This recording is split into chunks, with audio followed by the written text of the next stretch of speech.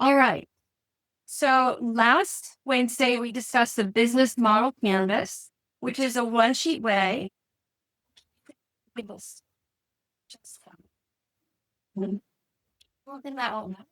one sheet way to describe your whole business and to keep track of everything that you need to know.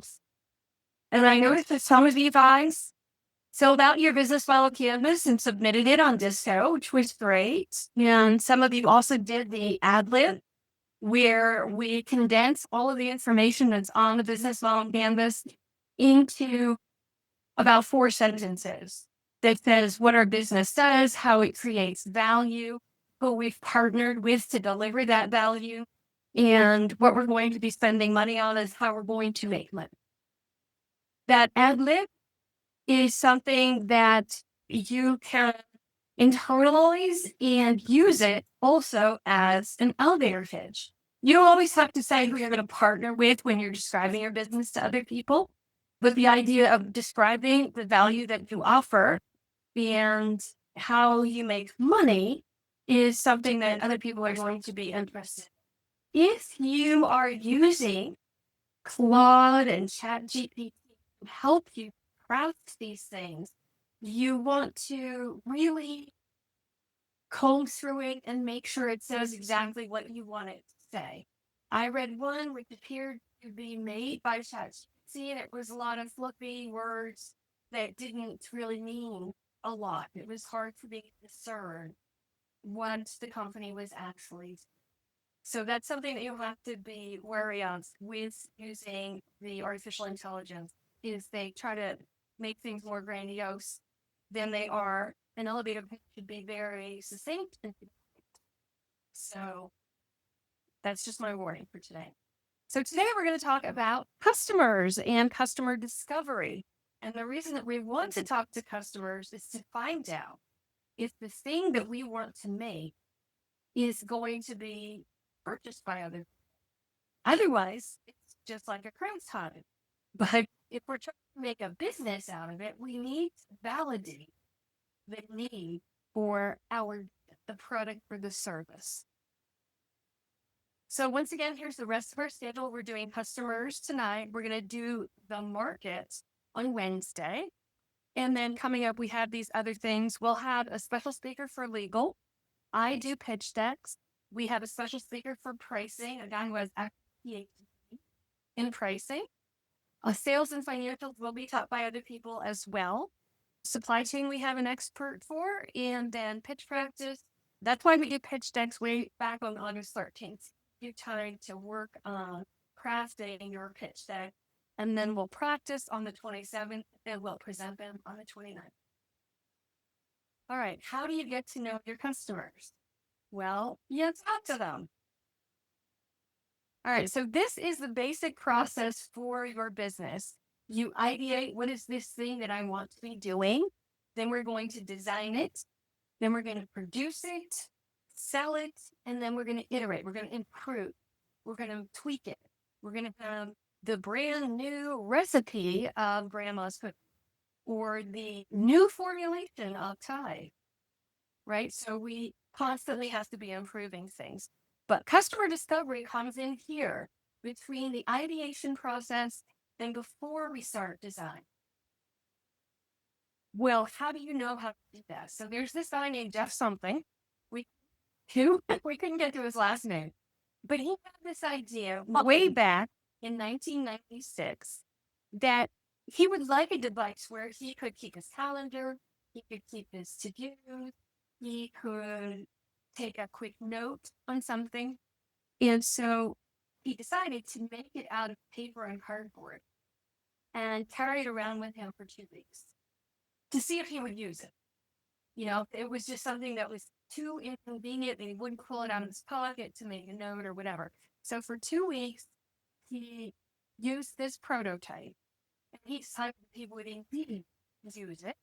And it was the Palm Pilot. So this was his idea to show to other people. Do you think you would use something like this? Something that would be able to keep your calendar right in front of you. You could jot down a quick note, grocery list.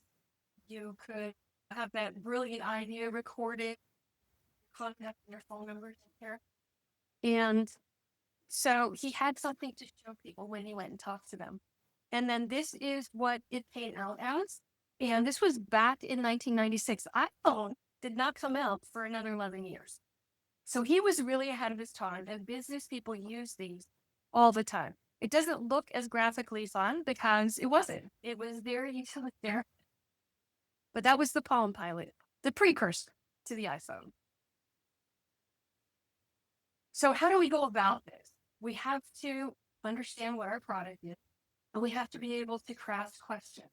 And when we craft our questions, we have to be as unbiased and unleading as possible. So we're going to go out and talk to people, and not just family. We want them to be strangers. We want to talk to people who don't love us, don't feel any compulsion being nice to us, although there is a nice bias out there. So even when you're talking to people, they're going to try to give you the answer that they think you want. And that's why you have to be very careful about how you craft your question. Keep the questions open-ended so that they don't know whether you want a yes or a no answer, or they don't want a big story. So we're going to ask the potential customers, then we're going to go and design our little prototype. And it may be like a wire thing, a balsamic wire frame for a software type product, or it could be like you did with cardboard and paper to be able to show and explain what your solution is. So the two-part process, first we're going to ask potential customers if we get good feedback that they would be willing to buy it. Then we will go make a prototype with 3D printer. It's very easy to make a prototype for some sort of consumer pack. It doesn't have to be full weight. It doesn't have to be totally functional. It just needs to describe your product for you. And then we're going to test the solution by asking more people about this. So eventually you'll be able to describe your product or service in 2 or 3 sentences. You don't need to do this for the first part of the question. You just have to be able to describe the situation that caused you to want to create your product. And so for Nick, you know that there's a shortage of people who are doing this estimate type work. And you want work for yourself. And you put these 2 ideas together, and so you know what you're doing. Now, yours is consumer facing, isn't it? Yeah, my consumers are specific group. It's very big business. Okay, so it's not business to consumer, it's business to. Yes. Okay. So when you're doing a business to business thing, it's a little bit harder to do this type of customer discovery in the way that I'm going to describe it. Still possible to do it. And one way that you do it when you have a business to business solution is to go to trade shows that are part of your industry. Yeah, exactly. All right. So you have workbooks in front of you, and Clara sent out the attached file. So these questions are on your worksheet. They're just spread out. So you write down questions that apply to your product or. So when you first start off, and I usually suggest that people go to Fremont because at Fremont, especially if you're doing a consumer thing, and Nick, even you, if you're doing something that a lot of people are involved in that industry, like there are a lot of contractors, you may run into that type of person that's pretty much street. But you're going to get a cross-section of America because it's such a touristy area. So they're not just going to be locals. Now, if you were doing a business that dealt with children, then you might go to a park on a Saturday morning and not be creepy about it. But make sure that the parent is nearby, and it's probably the parent of the children that you're going to talk to because they're the ones with the wallets. So you want to go where you think your customer may be. If you have a solution that will apply to lots and lots of people, that's where Fremont Street is great. If you're going to any of the youth festivals, that's also a great place. You go to the zoo, any place where on a weekend when people will feel like maybe they have time. Fremont is also good because a lot of people are in it. So you may not have a big agenda. All right. So you have to describe your situation. We're not calling it a problem. It could be a problem. It probably is a problem, but we're calling it a situation where you've experienced something and want to solve. So you want to make it better. Once again, let's talk to the artist out there. It's harder for the artist because when you have a pain point, you have a problem, people want to solve. When people are moving towards pleasure, they have to feel like it's going to give them a tremendous amount of pleasure. And they have to feel like they have their basic needs taken care of before they can spend money on pleasurable things. So it's really harder for artists. Yes, could you talk a little louder? I think because it's kind of hard time. Okay. Yes. All right. Is it better here? Yes, a whole bunch of yeses. Okay, good. All right. And I'll even sit down if I have to. Right now I'm standing so I can project more. Okay, so describe the situation, but try not to describe it in such a way that it leads to what your solution is. So, did you ever notice that when you wake up in the morning, you don't feel like you have enough time to get stuff done? Or you don't feel like you have enough time to exercise, or whatever the problem is that you're solving for. And try to be as generic about that. And then you're going to ask them, I've noticed this. Is this a problem for you? Okay. And so the ones who answer yes, you want to hold their attention and ask them more questions about where and when do they experience that situation? And how are you currently dealing with the situation? Now, it could be a situation that's like a paper cut. It's annoying, but I can live with it. It's not a big enough problem that I want to spend money to solve it. Or I'm afraid that to solve this problem, the cure is going to be worse than the disease. I'm going to have to invest so much time into learning how to fix this problem that it's not worth it for me. Or the cure is so expensive that to me, I'd rather just live with the paper cut. So these are the things that we're trying to determine. Is it a problem that people want to solve? Okay. How often do you experience the situation? And so it could be a situation that doesn't occur 20 times a day. It could be a situation that occurs once in a blue moon, or it could be something that occurs like every 2 weeks, every 4 weeks. So your price point is going to change depending on how often they're willing to buy and how great your solution is. So are you interested in an easier option than what you're experiencing now? On a scale of 1 to 10, now we're trying to gauge how big a problem is it? Is it the paper cut variety? It's a 1 or 2 or 3? Is it something that you might want to solve depending on the cost and the investment of time? That'd be like a 4, 5, 6, maybe 7. Going 8, 9, 10, those are the things where, okay, now we have a problem that is probably worth solving. How many others do you know that experience the same problem? And you will often get the answer, well, I never thought to ask anybody about that, but I will, because now I'm curious. All right. And so they can come back and give you more information. How long should you have to wait for the solution to work? So this is a big one. If you want immediate satisfaction, then you can probably charge more for it. Okay. Now we're not just doing customer discovery, we're trying to understand where our product might sit in the marketplace and how much we can charge for it. All right. How long should you have to wait? Well, if waiting an hour for something that's very painful, that's fine. Waiting an hour to get an answer from ChatGPT, that's not fine. That is taking way too long. So everything is relative, depends on what your product is. All right. And like sometimes I use the example of my coloring my hair. It happens every 6 weeks, right? So it's something that occurs on a regular basis. Is it cost me, and I'm so cheap that I don't pay somebody else to do it because I think that costs like $200. Mine costs $12 and an hour of my time. All right. How much time are you willing to invest in learning this solution? And this happens with software quite a bit. Sometimes the software can be so complex that somebody doesn't want to invest the time to figure out how to use it.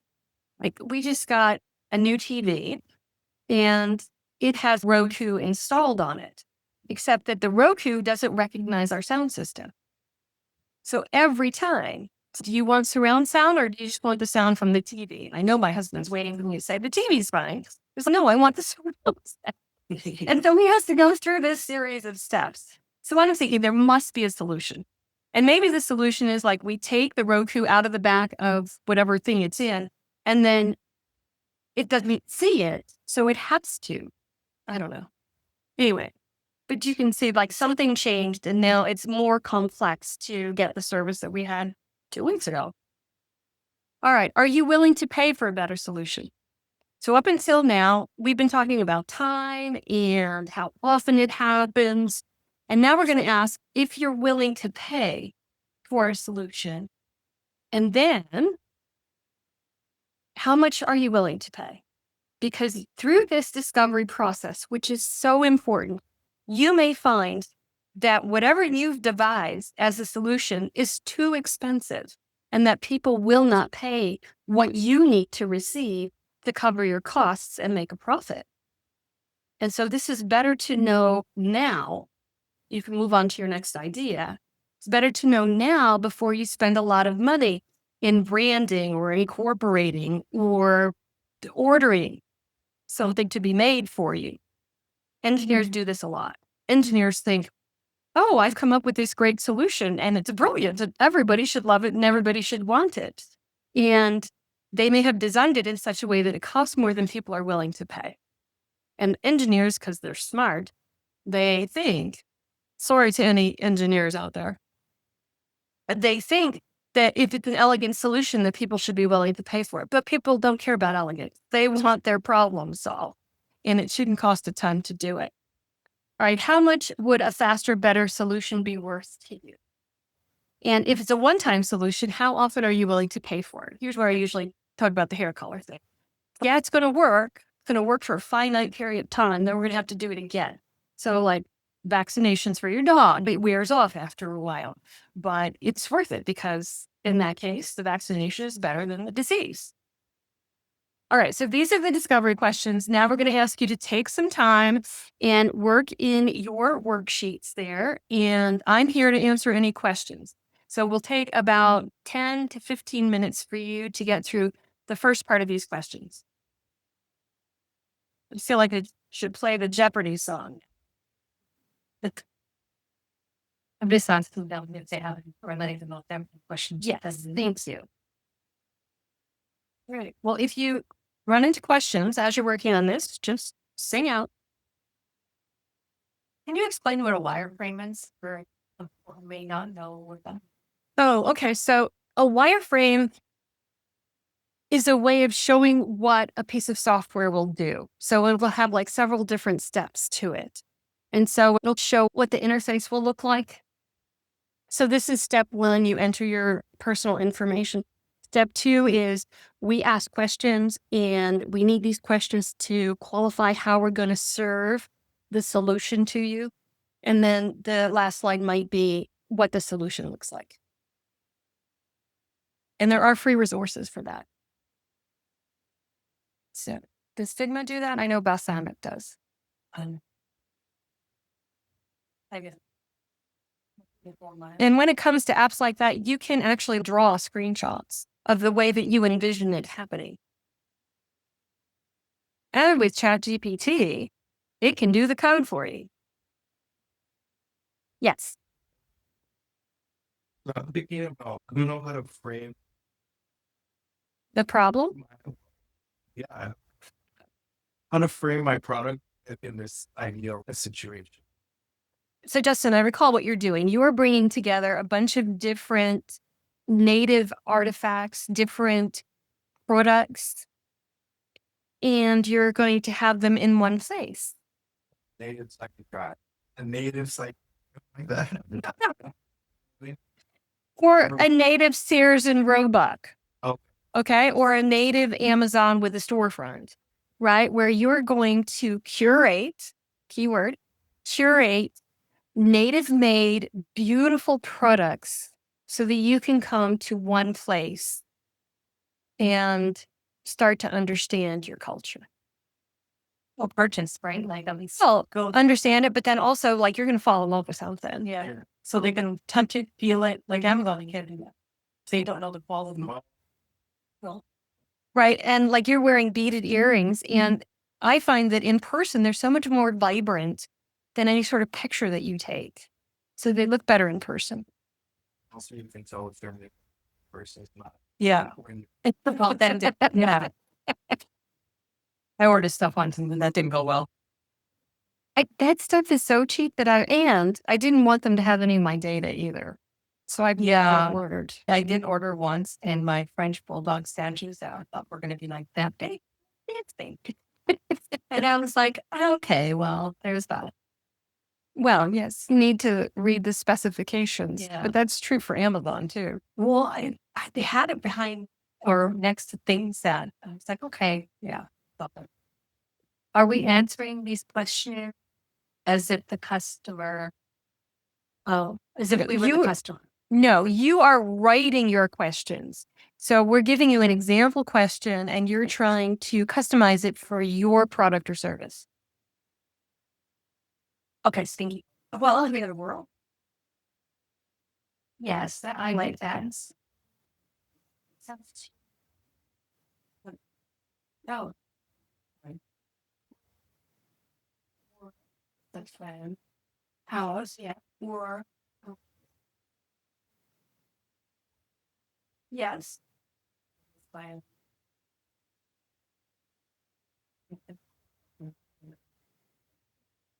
You might say, where do you go if you work authentic? In your this is where I that where.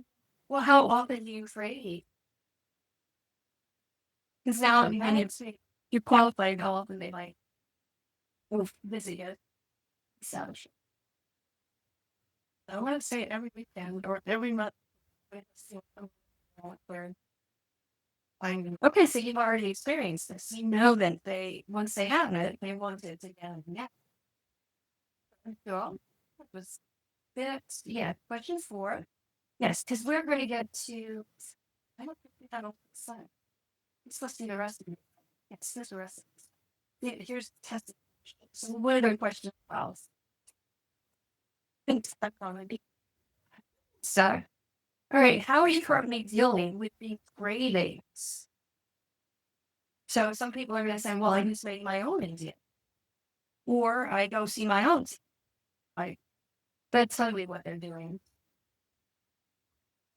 Well, don't go there. I just, if your auntie can't cook, you're on.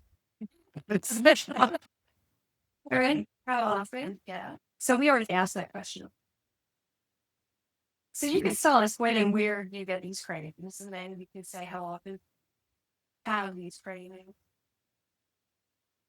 And so instead of saying how often are you, how interested are you in an easier solution, you can ask, well, how would you feel about going out to a restaurant that's specialized in this native? And so with Vegas so far, you haven't mentioned the tacos yet. That's it. You do tacos, lemonades, everything, right?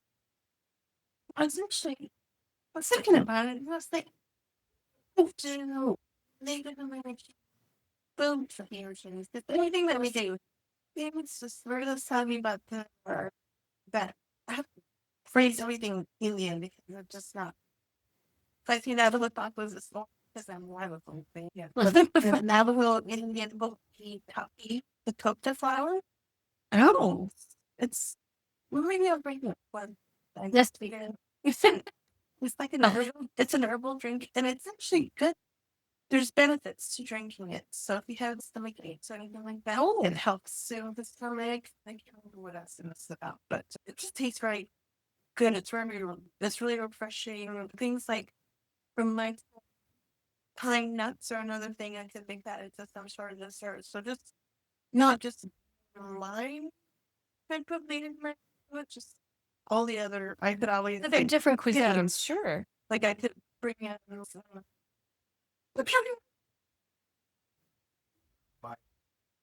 see. So we're from there, or like This is showing pine units or things like, what is that? Berry that everybody likes. That's the one. The berry. Does there Juniper berries? Yeah, does there not that have that type of like things that we all grew up on? That's what I'm. And they might be narrowing it down to that. I'm waiting. You do have one question online from, I don't know who it is. It just says iPad. I was stuck on question 2, or I'm stuck on 2 for my handyman landscapist. Okay. I have to read what question to. Oh, is it a problem for you? Do you want to unmute? Well, I want to ask them to unmute. I don't know. It just says iPad. Well, I don't. Do iPads have microphones? Yeah. Oh, okay. Yeah, you can unmute. We can talk about you. So your business is landscape and handyman? Yeah. Okay, well, you have 2 ways to go because landscaping, like that is a constant yard work, right? You've got to cut the grass every week. So you can ask about how are you managing your landscaping now? Who is cutting your grass? And if they say, well, I do it, it's like, would you like to gain that hour back? If I pay someone and I have allergies, Yes. that's one reason I pay a landscaper. Yes. And then the handyman aspect is, I don't want to electric myself. well, I don't recommend that you hire just any handyman for electric work either. You'll want somebody who knows what they're doing. Those odd jobs around the house, are they just sitting there undone because you can't find the time to do it? And wouldn't you like somebody who could just come over and take care of it and not charge too much? Or whatever your unique factor is, maybe you smell really good. So when you like somebody to come over and fix it, whose pants don't fall down, yeah, you could be certified. But somebody who's going to make sure they do it right and warrant that it'll be fixed. Is that helping? Find other ways to ask these questions to my Right. clients. Right. That's what you're doing. You're making it custom for your particular product or service. You're driving at the same point. Do you have this as a problem? Do you experience this situation? And so everybody's grass grows unless they've got rocks. So somebody has to take care of that. And even if you've got rocks, you'll get weeds in those rocks. It's Brianna and and Elizabeth. If we're collecting this as data, would it be helpful to have rating scales in our discovery question? A lot of the questions are yes, no, or else there are answers where you're trying to gain more information about it. So question 6 has a scale of 1 to 10. And so there are some questions where you're trying to gauge how big a problem it is or whether they would be looking for a solution for it on a scale of 1 to 10. Okay. And then Dr. Carr, questions are hard to make for mental and emotional health. I don't think that they are. I think that everybody has issues that they're dealing with, whether they think of it as a mental illness or not. If they're just finding themselves a little depressed or feeling off or overwhelmed, I think we use that term one other time, just the amount of overwhelm that we feel. And how do we deal with it? Yes, Justin. You're so hard to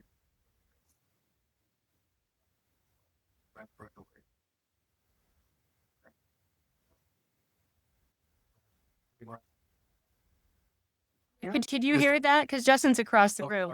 He is suggesting that the length of I can barely hear him. Okay, yes, that's why I'm repeating.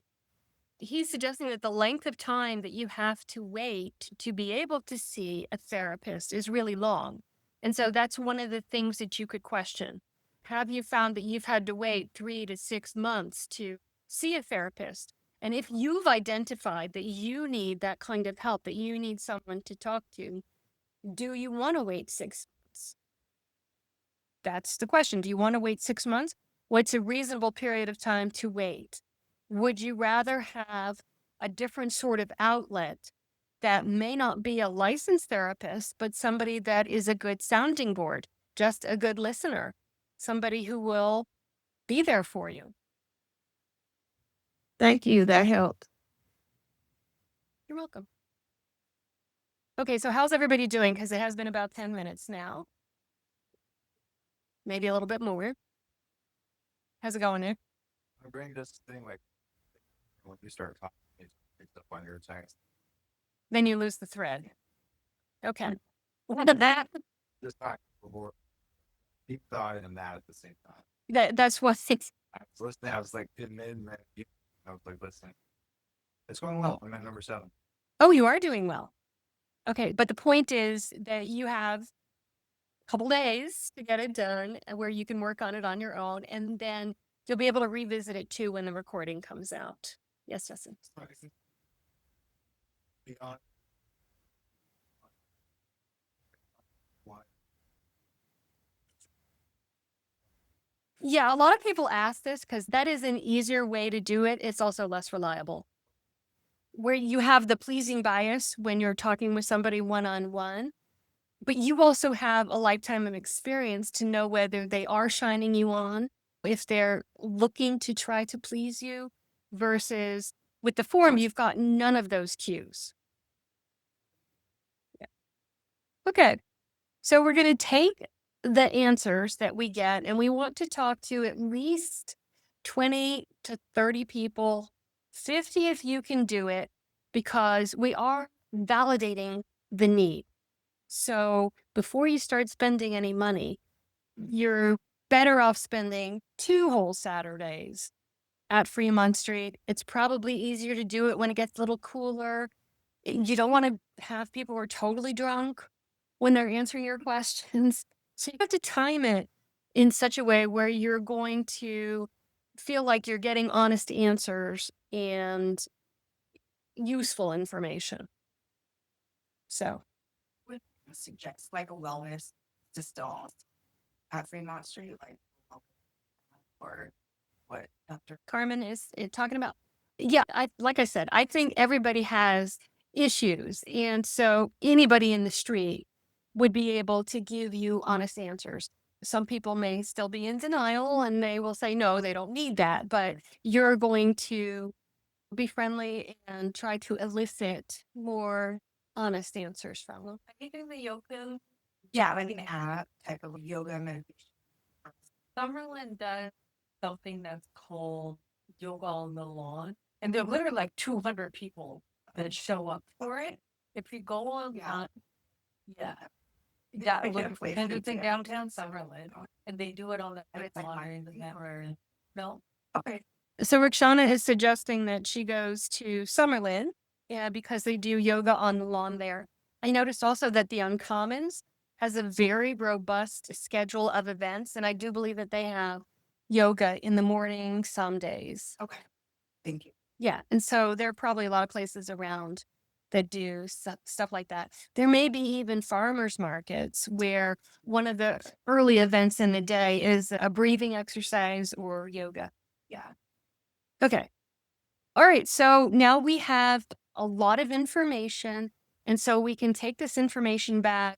It is a pain in the butt to try to collate this information. But again, you're investing your time and you're not spending a lot of money to try to get at whether you think you'll be able to provide this service or product and make a profit.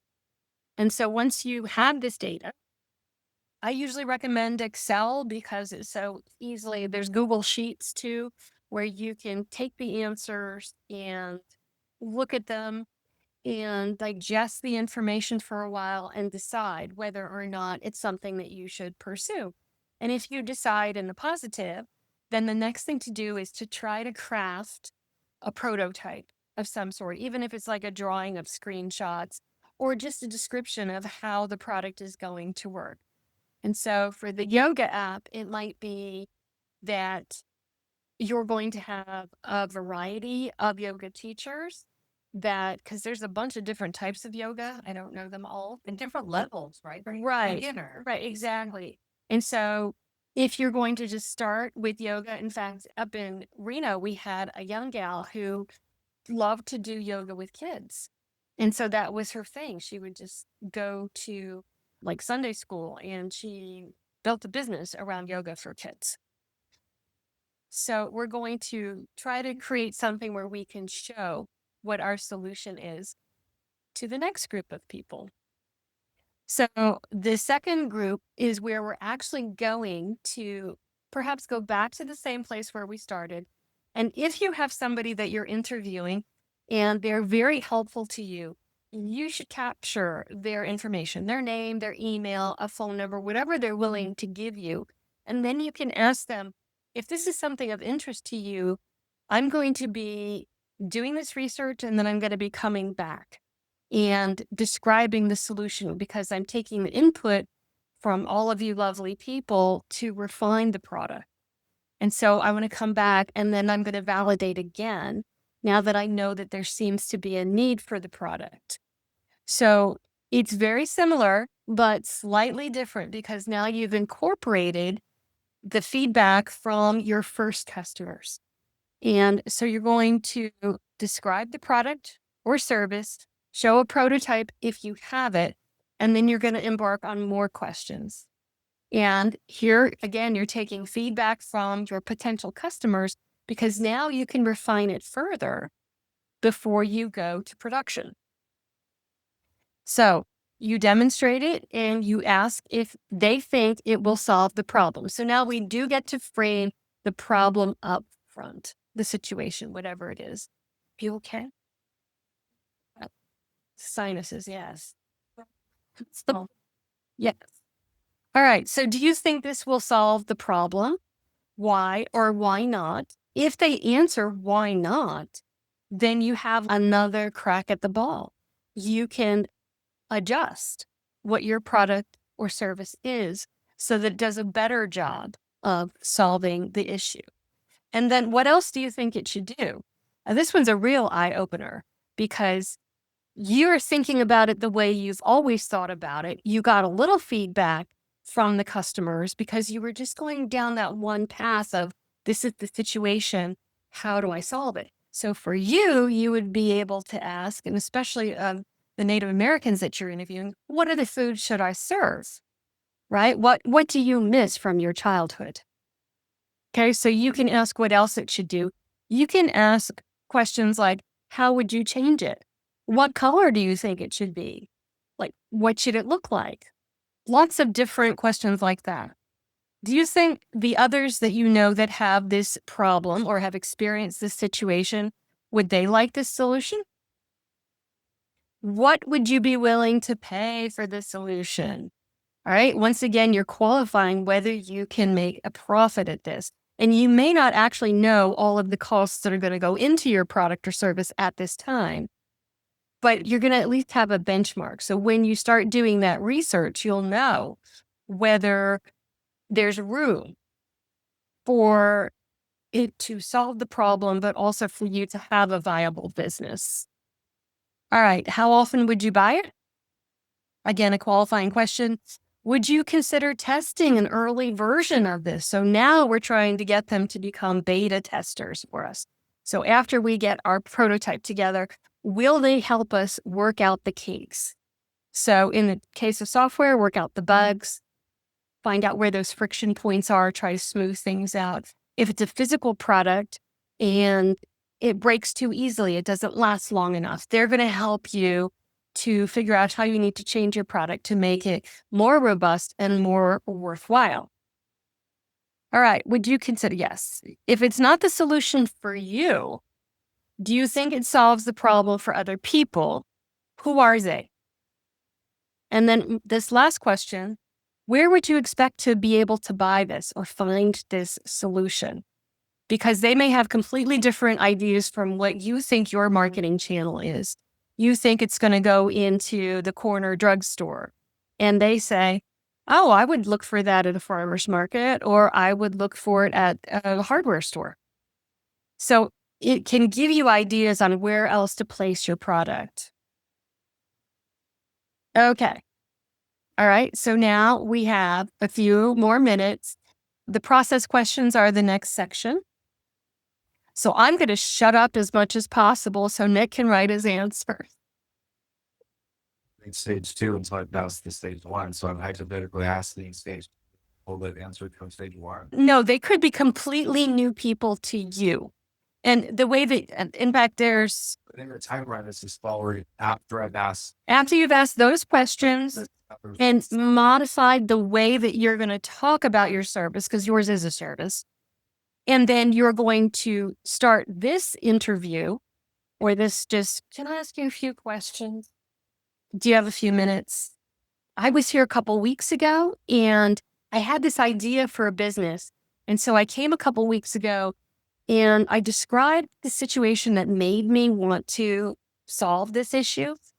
And I took all that information from those people and I tweaked what I was doing to accommodate their desires. And now I'd like to talk to you about my solution. Then you get to describe it. When your arm dries out. Oh, the garbage can. So I'm afraid she couldn't get back in. Yeah.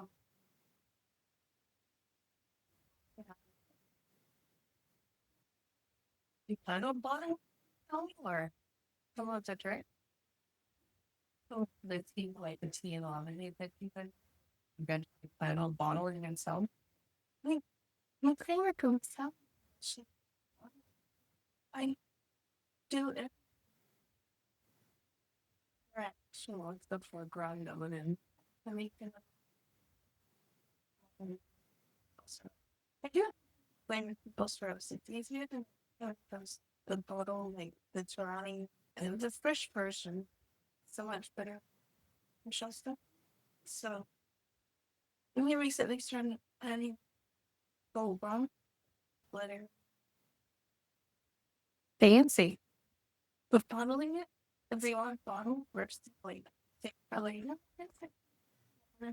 was looking at this canning machine. Works on. Where that now? Here, stick. I'll hold it. It's like a beer.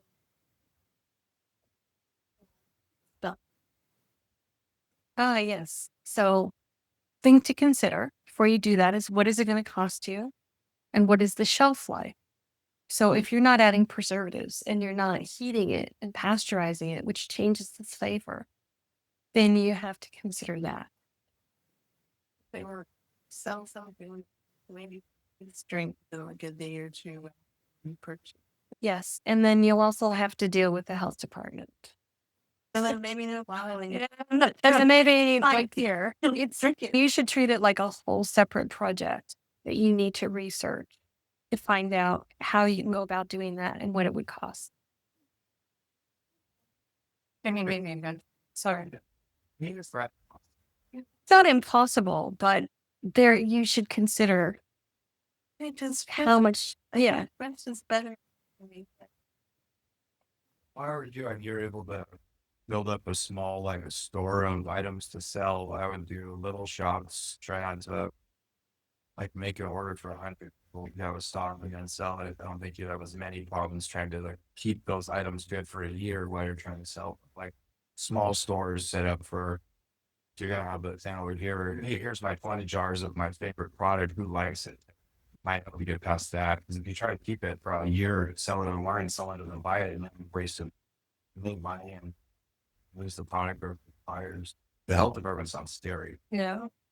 Yeah, and they add a lot of time to whatever you're trying to do too, because they do not move quickly. Process based. Yeah. I did think of the selling we're making that it's bottom. My friend then asked if somebody could take a container of it to go, but I don't know. We'll buy it and get one. It's just about That's, yeah. Yes, Shona, you have a question online? Yes. For number 7, that I asked, would my customer like to get 20% off for using my service for the first time? Yes. you can ask that. If your service is ready to go, yeah, you can make an offer. You might make coupons. And alternatively, if your product is not ready to go, again, this is where you would ask if they would test it for you. But I want you also to wait for the pricing strategy session. Oh, yeah. That's a good session. What is it? It's amazing how people are like, all of a sudden, there's a light bulb. Like, Yeah. And does anybody have any questions? Yeah, it really does require a quiet room to think through, to make sure it flows and that it makes sense.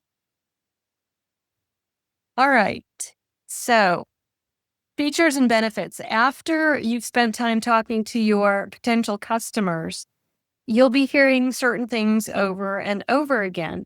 And so, this is what you want to craft your marketing around. If they're delighted with your solution, they will tell you the good features about it. And that's the kind of stuff that you will use in your marketing. So features and benefit.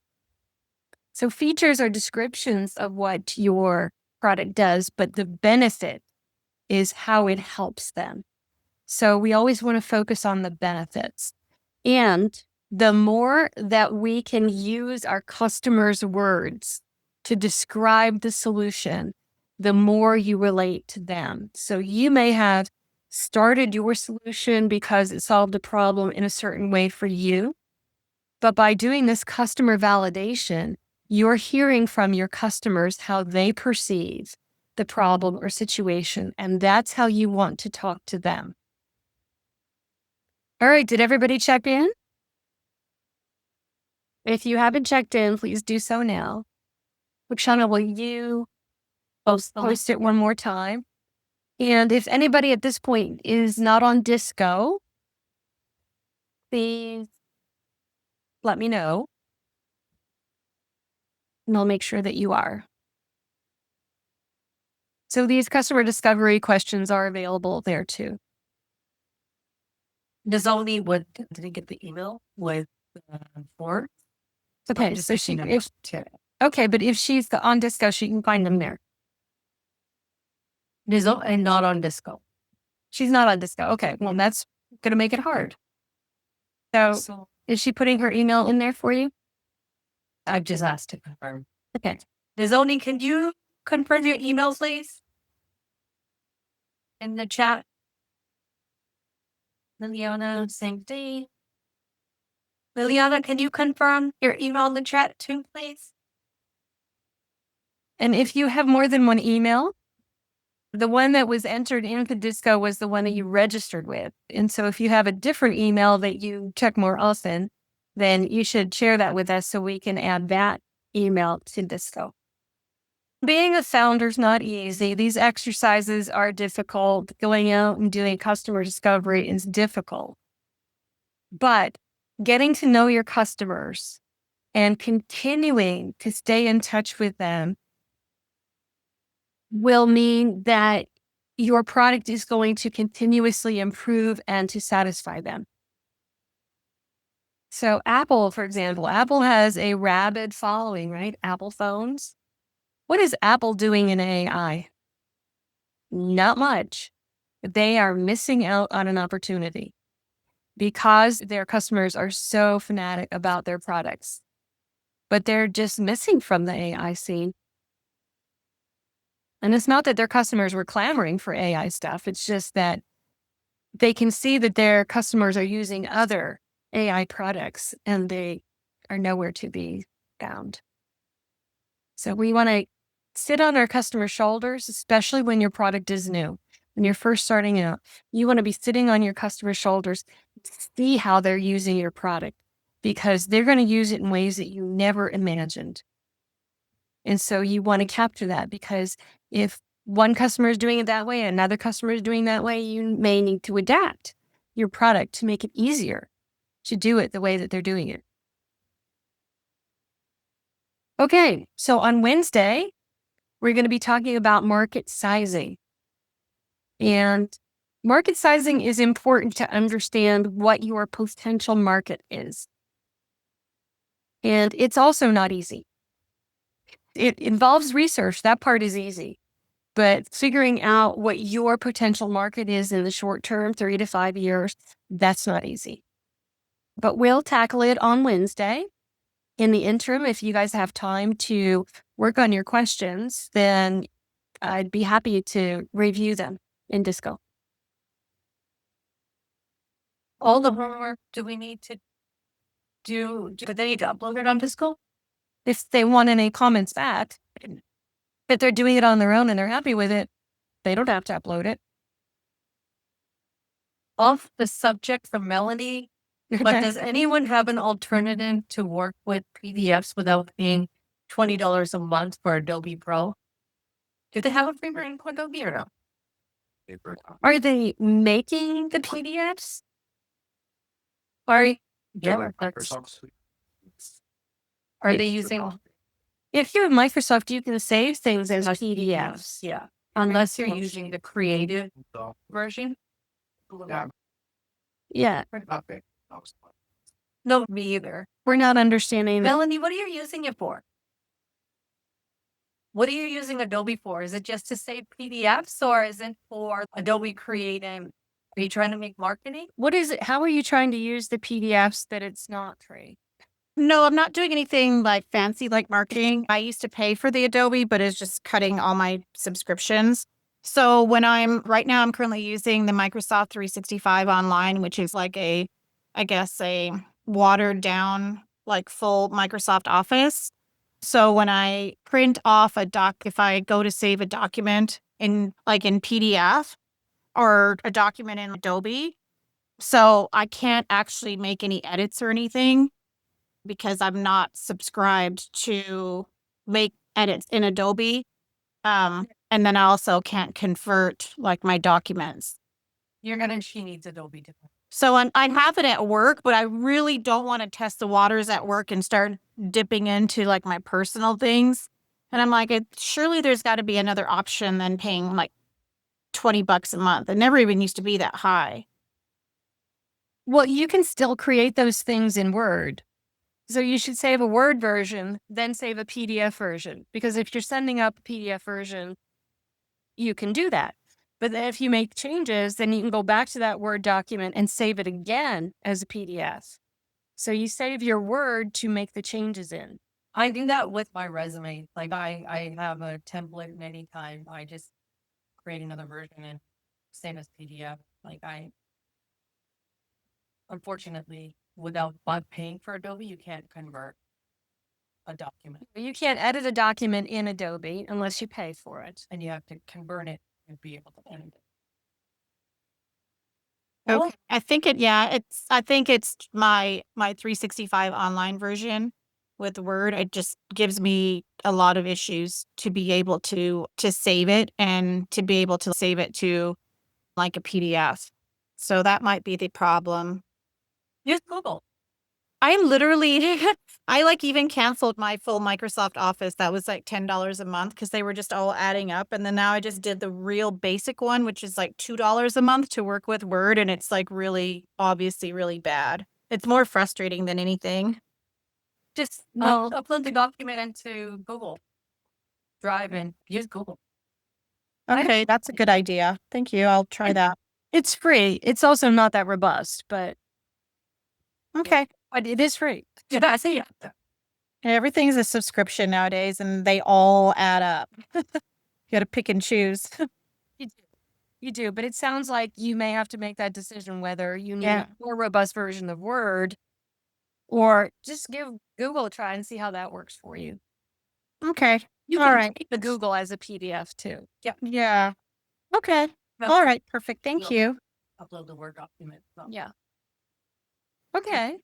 All right. Any other questions, anyone? Well, just a lot of thank you and have a good night. Thank you. Have a good night. Okay. Thank you. Thanks, guys.